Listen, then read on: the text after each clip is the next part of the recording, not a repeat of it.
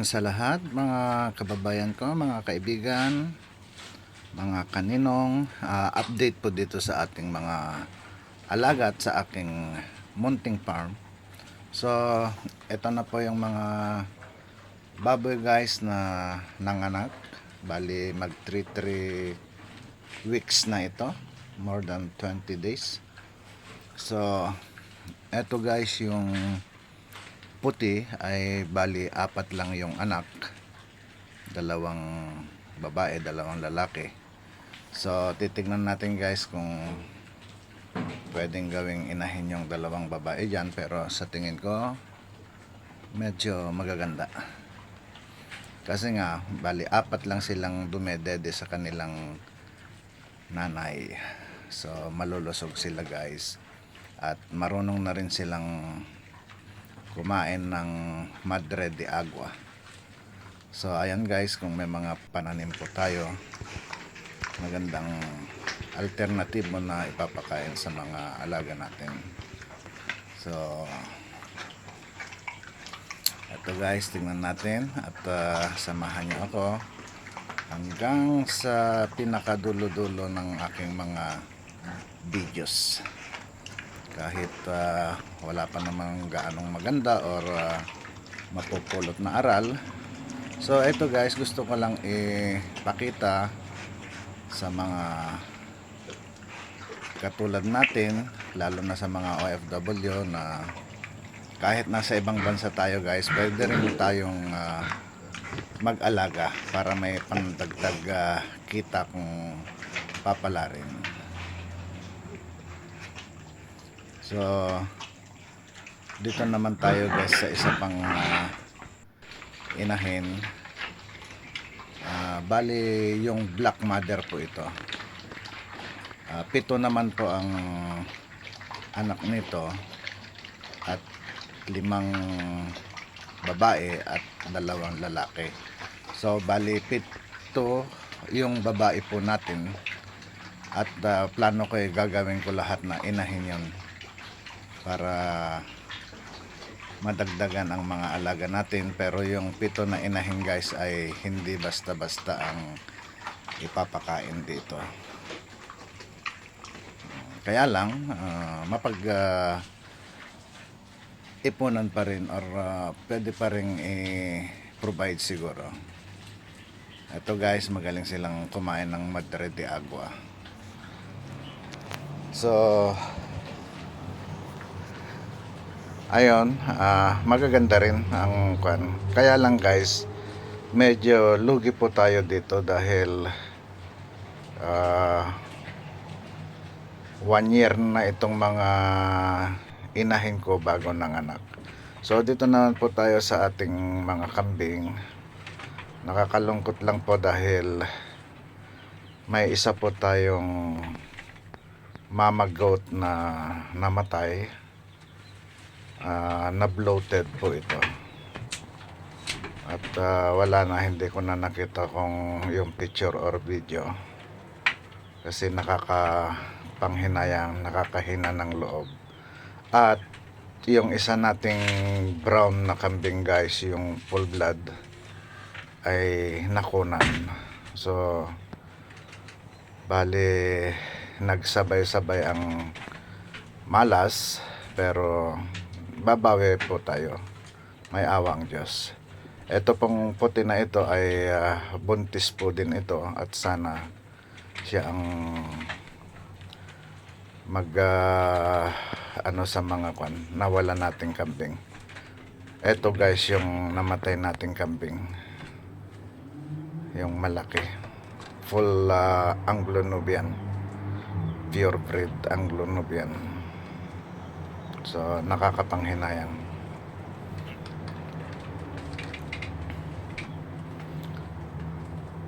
At eto guys, bali nabawasan na yung mga alaga nating kambing. Eto buntis din ito, kung hindi ako nagkakamali. Pero sana maganda ang kanilang pagbubuntis. Sobrang lamig kasi guys dito sa amin, kaya medyo mahina yung mga kambing. mahina sila sa lamig.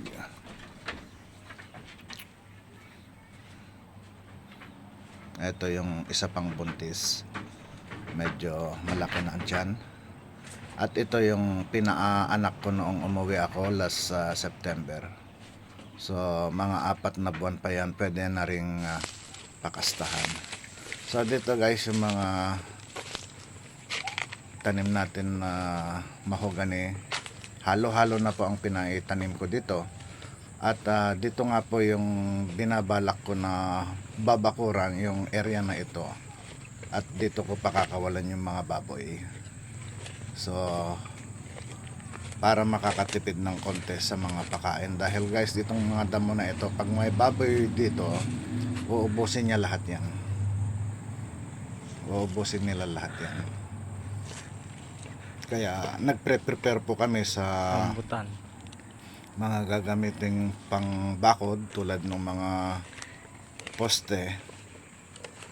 Pero napagdesisyonan ko na concrete na lang ang ilalagay na poste. So kompleto na rin kami guys, may mga hulmaan na, may mga graba na, simento, bakal. Bali nag-a-assemble na lang yung mga tao ko dyan. At saka na lang po gagawin yung talagang pag kompleto na lahat. Dito guys yung kan natin, konting palayan natin, pero pinatamnan ko lahat yan ng mga gabi para sa pakain ng baboy. Dahil after 4 or 5 months, yung mga nanganak ay manganganak na naman ulit. Bilis magkwenta. So positive kan lang guys, positive thinking lang. Huwag po tayong panghinaan ng loob. So diyan, marami na rin tayong mga kwan dito, napier. Halo-halo na yung mga pinatanim ko diyan. May kamuting kahoy, kamuting baging, may mga mulberry. Ayan, unti-unti lang guys para kwan. Sa susunod naman ay berry, kalabaw, baka naman yon ang ipra-project natin. Kaya kailangan magtanim ng mga napier na pakain sa kanila, para sa ganon hindi tayo mahihirapang maghanap ng ipapakain pagdating ng tag-ulan at saka tag-araw. Kasi kung tag-araw guys, bali matutuyot lahat yung mga yan, mga dry yung mga damo. Pag tag-ulan naman, pag baka medyo mahirap ilabas, pero yung kalabaw okay lang. So ganito lang guys ang ginagawa. Medyo mahirap dahil through phone lang ang pakikipag usap ko sa mga kasama natin dito na nagme-maintain sa ating farm. Minsan naiintindihan, minsan hindi. So wala po tayong magagawa kundi habaan ang pasensya. Ito guys yung mga Madre de Agua natin yan. Maganda yan guys na magtanim ng maraming mga ganito, Madre de Agua, mulberry. Pakain po sa mga kambing yan. Dito halo-halo rin ang mga naitanim dito. May mga napier din dito.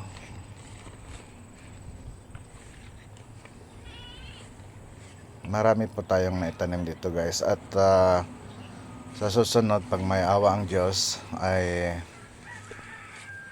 magtatanim tayo ulit pag nakauwi tayo. Ayan, may mga kwan din, kakawati. Ito. So magandang pakain sa mga kambing yan guys.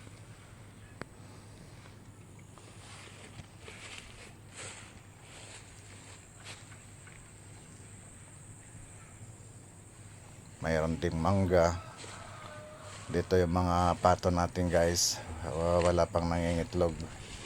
Ewan ko ba't hirap mangitlog yung mga pato dito.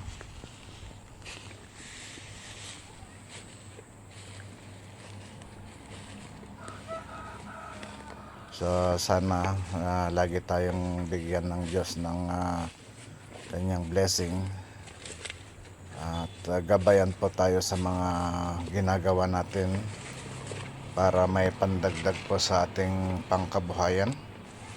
At siyempre ito pa yung mga pato natin guys, pero ewan ko ba't ang hirap nilang mangitlog.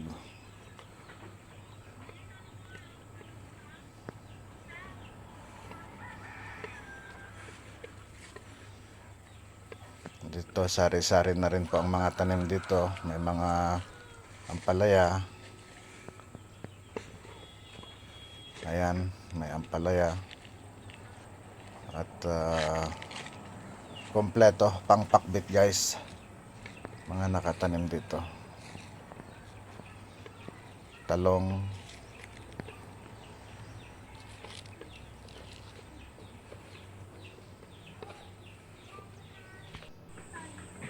May mga niyog din tayo.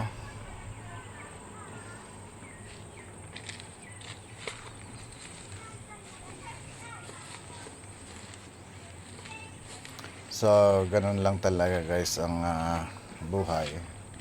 Kailangan nating magsipag para hindi po tayo magugutom pagdating ng araw. Lalo na ating gobyerno ay parang hindi maintindihan kung anong sasabihin sa gobyerno natin. Pabigat ng pabigat ang sitwasyon ng mga Pilipino. Kaya kung tatamad-tamad tayo dyan, yan, makikipila lang tayo sa mga for peace. Pag may darating ang eleksyon, hagisan ka ng 1,000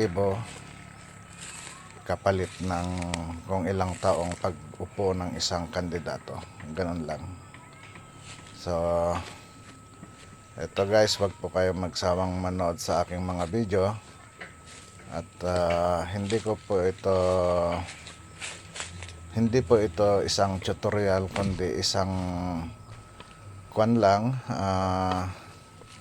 Ipapakita ko lang sa mga kapwa natin kung ano yung pwede natin gawing kahit nasa malayo po tayong lugar.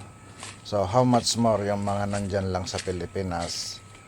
Pero kung talagang tamad ang isang tao ay wala po tayong magagawa. So ito, marami din tayong mga pananim na saging. Ayan. Dito natin pakakawalan yung mga baboy. Oras na mabakuran po ito. Kaya lang medyo malaki yan. Medyo madugong gastusan yan. So dito naman yung bahay ng kambing natin. Almost guguhan na rin siguro ito. Ewan ko kung kaano pa katagal. At magpapatayo na naman tayo ulit ng bagong bahay ng kambing guys. So wala, puro gastos. Kaya lang at least meron tayong hinihintay. So pupunta naman tayo sa mga manok. At ganon pa rin guys, konti ang mga alaga natin dito. Pero mag-o-order po tayo ng mga dagdag ng alaga natin tulad ng turkey.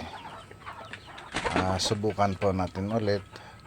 Kahit noong una ay na failed po tayo dahil sa kapabayaan na rin ng mga kasama natin. Yun yung mahirap pag tulad ko na ganito,